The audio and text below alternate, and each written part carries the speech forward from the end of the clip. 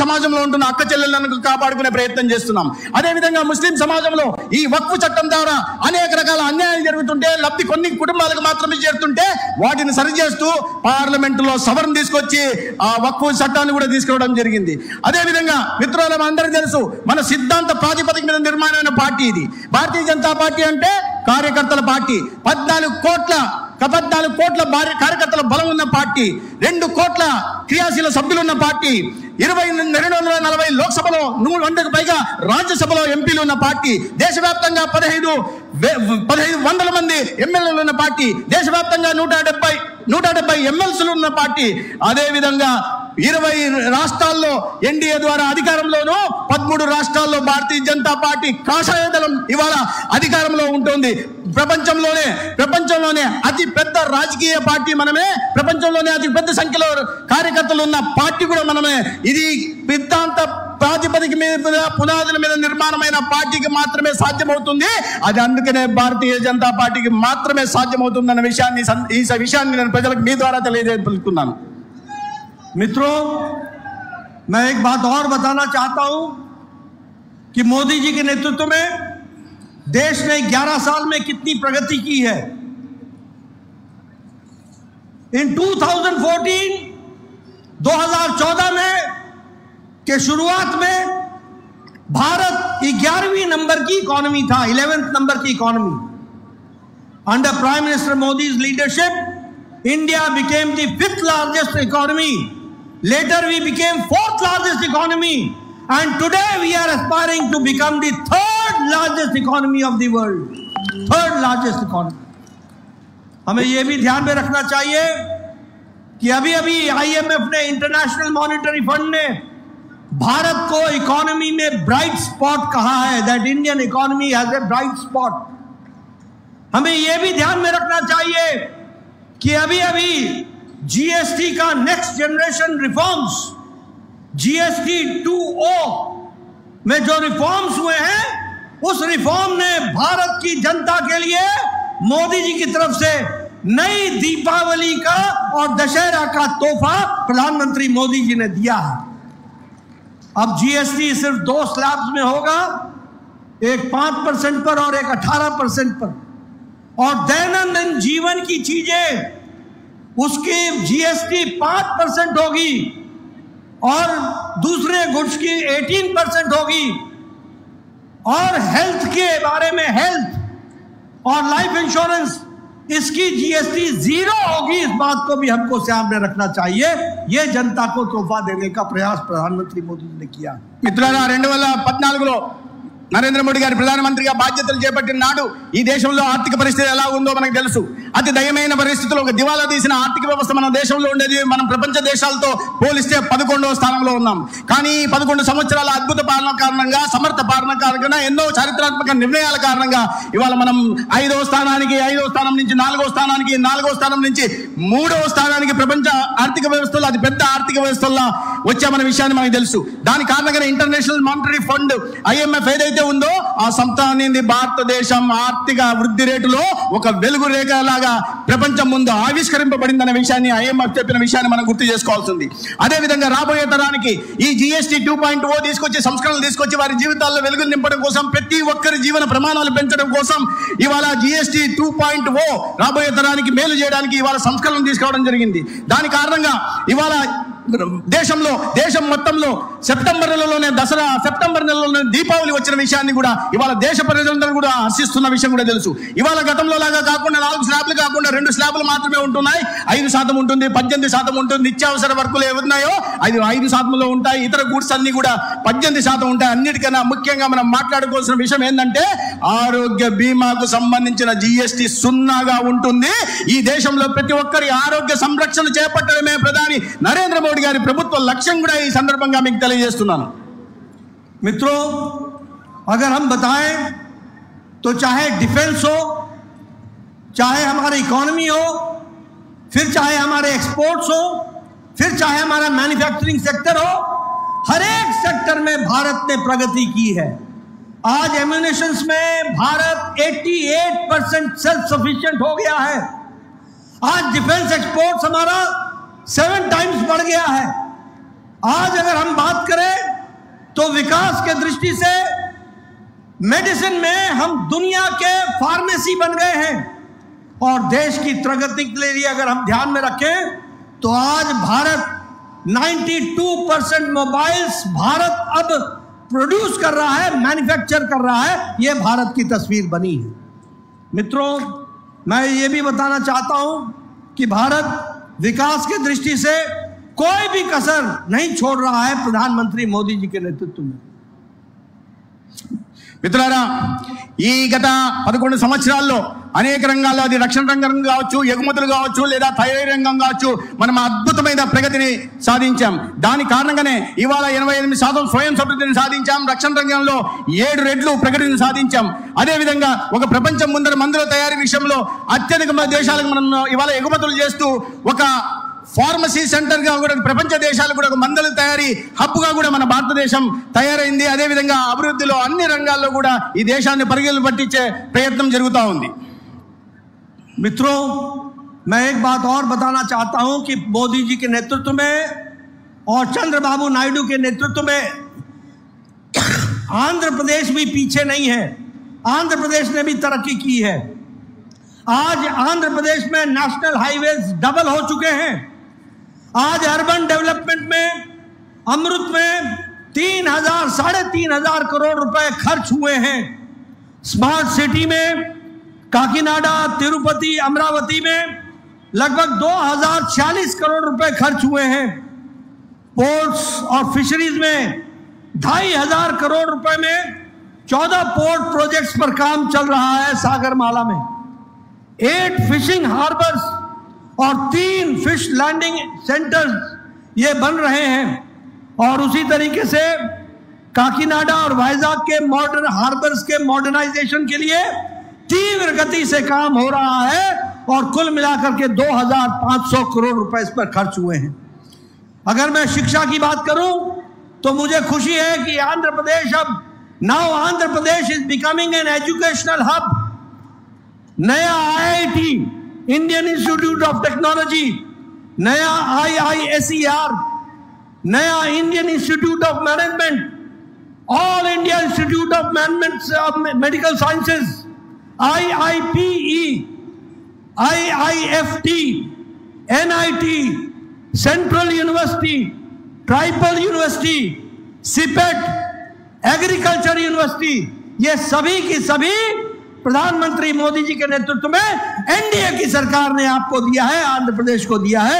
ये हमको ध्यान में रखना चाहिए। మిత్రులారా, నరేంద్ర మోడీ గారి నాయకత్వంలో వారి సమర్థ పాలనలో కేవలం దేశం భారతదేశం మాత్రమే కాదు, ఇక్కడ చంద్రబాబు నాయుడు గారి నాయకత్వంలో, ఒక దార్శనిక నాయకత్వంలో ఆంధ్రప్రదేశ్ కూడా ఎన్డీఏ ప్రభుత్వ హయాంలో ప్రగతి పథంలో నడుస్తూ ఉంది. దీనికి అనేక ఉదాహరణలు ఉన్నాయి. ఇవాళ జాతీయ రహదారులు చూస్తే పెద్ద ఎత్తున దాదాపు 9,000 కిలోమీటర్ల రహదారుల నిర్మాణం జరుగుతుంది. ప్రధానమంత్రి గ్రామ సడక్ యోజన కింద ప్రతి గ్రామాలకి దాదాపు 3,300 కిలోమీటర్ల రహదారి సౌకర్యం కలిగింది.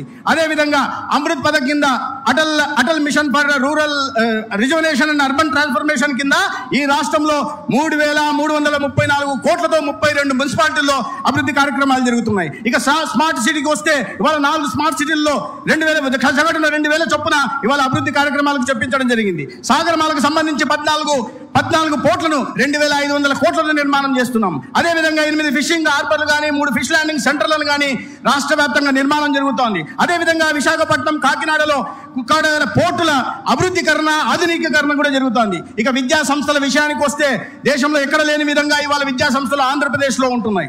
ఇండియన్ ఇన్స్టిట్యూట్ ఆఫ్ టెక్నాలజీ కానీ, Indian institute of science and education research కానీ, ఇండియన్ ఇన్స్టిట్యూట్ ఆఫ్ మేనేజ్మెంట్ కానీ, all India institute of medical sciences కానీ, Indian institute of petroleum and energy కానీ, Indian institute of foreign technology కానీ, Indian institute of tool design and management కానీ, national institute of technology కానీ, central university కానీ, agriculture university కానీ, tribal and security కానీ, central institute of plastic engineering and technology కానీ, ఇటువంటి అనేక రకాలైన ప్రతిష్టాత్మకమైన విద్యా సంస్థలను కూడా నరేంద్ర మోడీ గారి హయాంలో ఆంధ్రప్రదేశ్ కూడా మంజూరు చేసి ఆంధ్రప్రదేశ్ ని ఒక విద్యాలయానికి హబ్గా కూడా కేంద్రంగా కూడా ఎన్డీఏ ప్రభుత్వం చేస్తా ఉంది. रेलवेज में अमृत भारत और वंदे भारत, अमृत भारत स्टेशंस और वंदे भारत ट्रेन, इसमें भी आंध्र प्रदेश पीछे नहीं रहा है। नए नए रूट्स के वंदे भारत ट्रेन चली है और उसको भी विकास के साथ जोड़ा है। अगर मैं एविएशन की बात करूं तो विशाखापट्टनम, विजयवाड़ा, कडप्पा, तिरुपति एयरपोर्ट, उसी तरीके से भोगापुरम एयरपोर्ट के लिए 625 करोड़ रुपए, और ओरक का एयरपोर्ट और कुर्नूल एयरपोर्ट, इन सब के लिए काम तीव्र गति से चल रहा है। मैं यहां यह भी बताना चाहूंगा कि हेल्थ में हमारे 7 ऐसी नए हॉस्पिटल्स तैयार हुए, 17 नए मेडिकल कॉलेज आंध्र प्रदेश को दिए गए हैं और लगभग 1 करोड़ 20 लाख लोगों को आयुष्मान भारत से जोड़ा गया है। अगर मैं कैपिटल की बात करूं अमरावती, तो अमरावती के लिए 15,000 करोड़ रुपए कैपिटल कंस्ट्रक्शन के लिए दिया गया, 11,000 करोड़ रुपए हुडको से आपको दिलाया गया, और उसी तरीके से नया railway zone south, central south coastal railway package, ये भी आपको मिला है। इस तरीके से मुख्य धारा में शामिल होने का काम प्रधानमंत्री मोदी जी के नेतृत्व में हुआ है। మిత్రులారా, ఇక రైల్వే నిర్మాణం గురించి వస్తే అమృత్ భారత్ పేరుతో ఈ రాష్ట్రంలో ఉంటున్న రైల్వే స్టేషన్ల ఆధునికీకరణ జరగడమే కాకుండా వందే భారత్ పేరుతో ఒక అద్భుతమైన రైల్వేలు కూడా రాష్ట్రంలో పలు చోట్ల నుంచి పలు ప్రాంతాలకి నడుస్తున్న విషయం మీకు తెలుసు.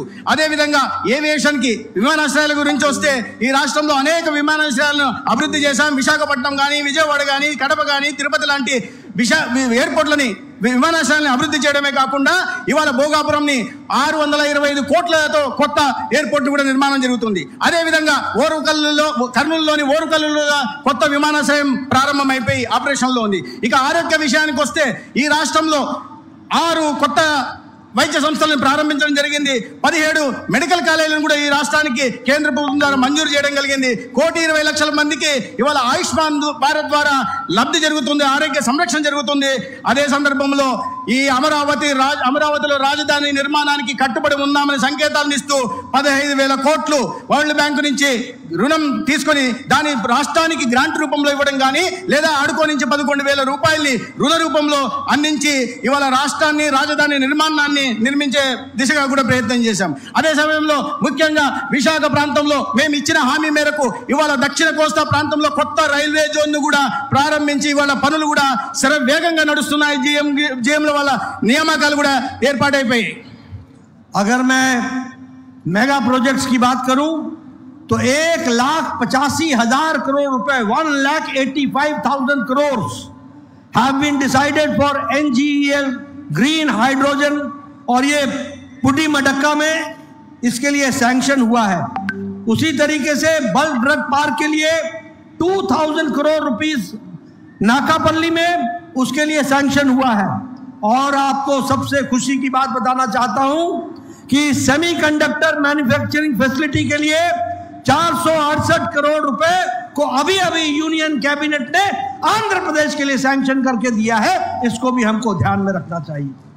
मित्रों, मैं आपका ज्यादा समय नहीं लूंगा, मैं खाली आपको बताना चाहता हूं, आप कार्यकर्ता जनता के बीच में आंध्र प्रदेश में गांव-गांव, घर-घर, हर घर ये संदेश दीजिए कि जब वाईआरसीपी की सरकार थी तो अंधकार था, we were rushing towards death trap.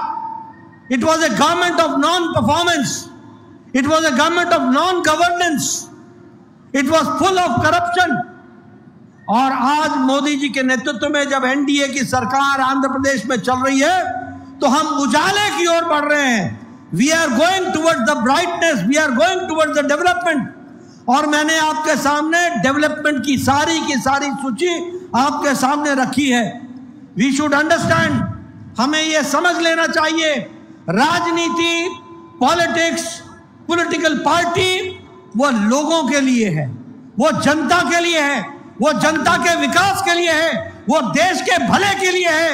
और भारतीय जनता पार्टी मोदी जी के नेतृत्व में एक एक काम, एक एक पल, आप कार्यकर्ताओं के, लाखों कार्यकर्ताओं के, करोड़ों कार्यकर्ताओं के मेहनत के कारण हम जनता के सेवा में जुटे हुए हैं और देश को तीव्र गति से आगे बढ़ाने का प्रयास कर रहे हैं. इसमें आप सबका योगदान है.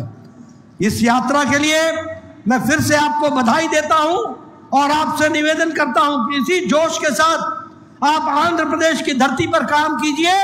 लोगों का आशीर्वाद एनडीए को मिलेगा और मिलता रहेगा और हम एक नहीं बारंबार सरकार में आकर के आंध्र प्रदेश की तेलुगु की जनता की सेवा में लगेंगे। यही मेरा आपसे निवेदन है। बहुत बहुत धन्यवाद।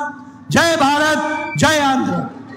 और अंत में मैं एक बात और कहूंगा, याद रखना, मोदी के दिल में आंध्र प्रदेश है और आंध्र प्रदेश के दिल में मोदी है। इस बात को भी समझ लेना। इन्हीं शब्दों के साथ बहुत बहुत धन्यवाद। మిత్రులారా, 1,80,00,000 పెట్టుబడితో ఇవాళ గ్రీన్ ఎనర్జీ ప్రాజెక్ట్ వచ్చిన, నక్కపల్లిలో 2,000 కోట్ల పెట్టుబడితో బల్క్ డ్రగ్ పార్క్ వచ్చిన, అదేవిధంగా 4,800 కోట్లతో సెమీ కండక్టర్ ఇండస్ట్రీ కూడా కేంద్ర ప్రభుత్వ సహకారంతో ఆంధ్రప్రదేశ్కి వచ్చిన విషయాన్ని మనం గుర్తుపెట్టుకోవాల్సి ఉంది. ఎందుకు సంపూర్ణంగా కేంద్ర ప్రభుత్వం నరేంద్ర మోడీ గారి నాయకత్వంలోని ఎన్డీఏ ప్రభుత్వం రాష్ట్ర ప్రభుత్వానికి సహకారం అందిస్తూ ఉంది. ఈ విషయాన్ని మన కార్యకర్తలందరూ ప్రతి ఇంటికి తీసుకెళ్లాల్సిన అవసరం ఉంది. ఈ సందర్భంగా ప్రజల దగ్గరికి వెళ్ళినప్పుడు 5 సంవత్సరాల వైఎస్ఆర్సీపీ పాలన ఏ రకంగా ఉందన్న విషయాన్ని కూడా తీసుకెళ్లాలి. ఆనాడు రాష్ట్రమంతా అంధకారంలో ఉండింది. ఆనాడు అవినీతి ఊపిలో రాష్ట్ర ఆర్థిక వ్యవస్థ చిక్కపోయింది. ఆనాడు అసమర్థ పాలన కొనసాగింది. ఆనాడు అవినీతి పాలన కొనసాగింది. ఆనాడు ఒక అరాచక పాలన రాష్ట్రంలో కొనసాగింది. ఈ విషయాన్ని ప్రజల్లోకి తీసుకెళ్లాలా. ఇవాళ వచ్చిన ఒక 15 నెలల కాలంలోనే అంధకారంలో మగ్గిపోతున్న ఆంధ్రప్రదేశ్ని కేంద్ర ప్రభుత్వ సహకారం, రాష్ట్రంలో కూటమి ప్రభుత్వ సహకారం, చంద్రబాబు నాయుడు గారు, పవన్ కళ్యాణ్ గారి నాయకత్వంలో ఇవాళ వెలుగులోకి తీసుకుందాం. అంధకారంలో ఉంటున్న ఆంధ్రప్రదేశ్ని వెలుగు దిశగా తీసుకెళ్తున్నాం. అభివృద్ధిలో అడుగంటిపోయిన ఆంధ్రప్రదేశ్ని ఈ అభివృద్ధిలో దూసుకుపోయేలాగా ఇవాళ ప్రయత్నాలు తీసుకుంటున్నాం. రాజకీయంలో భారతీయ జనతా పార్టీ ఉన్నది ఈ దేశంలో అభివృద్ధి కోసం, ప్రజా సంక్షేమం కోసం, దేశ హితం కోసం, సంపూర్ణంగా భారతదేశాన్ని అభివృద్ధి పదంలో ముందుకు తీసుకెళ్లడం కోసం ఒక రాజకీయ పార్టీగా మనం ఉన్న విషయాన్ని ప్రజల్లోకి తీసుకెళ్తుంది. కోట్లాది మంది కార్యకర్తలకి ఈ కోట్లాది మంది కార్యకర్తల శ్రమ కారణంగానే ఇవాళ నరేంద్ర మోడీ గారి ప్రభుత్వం ఇంత పెద్ద అభివృద్ధి సంక్షేమ కార్యక్రమాలను చేపట్టగలుగుతోంది. ఇంతమంది జీవితాల్లో వెలుగులు నింపబడుతుంది. ఈ సందర్భంగా ఇటువంటి అద్భుత భాగస్వామ్యం అందిస్తున్న కార్యకర్త సోదరులందరికీ కూడా నేను అభినందనలు తెలియజేస్తున్నా. అదే సందర్భంలో ఇంకొక మాట కూడా చెప్పదలుచుకున్నాను. మీరు ఇలాగే పని చేస్తూ ఉండండి, ఇలాగే ప్రజా సమస్య మీద స్పందిస్తూ ఉండండి, ఇలాగే ప్రజలతో మమేకం అవుతూ ఉండండి. ఇదే విధంగా మనం ప్రభుత్వం అందిస్తున్న, కేంద్రంలో కానీ రాష్ట్రంలో అందిస్తున్న సంక్షేమ అభివృద్ధి పథకాలని ప్రజల్లోకి తీసుకెళ్తూ ఉంటుంది. ప్రజలు మిమ్మల్ని అందరినీ విశ్వసిస్తున్నారు, మన నాయకత్వాన్ని విశ్వసిస్తున్నారు, మళ్ళీ ఆశీర్వదించడానికి తయారుగా ఉన్నారు. వారి ఆశీర్వాదంతో ఈ రాష్ట్రం రూపురేఖలు మాత్రమే కాకుండా ఈ దేశ రూపురేఖలు కూడా మార్చి రాబోయే రోజుల్లో వికసిత భారత్ నిర్మాణాన్ని మోడీ గారి నాయకత్వంలో చేస్తామని సందర్భంగా తెలియజేస్తూ మరొకసారి మీ అందరికీ ధన్యవాదాలు, అభినందనలు తెలియజేస్తూ సెలవు తీసుకుంటాను.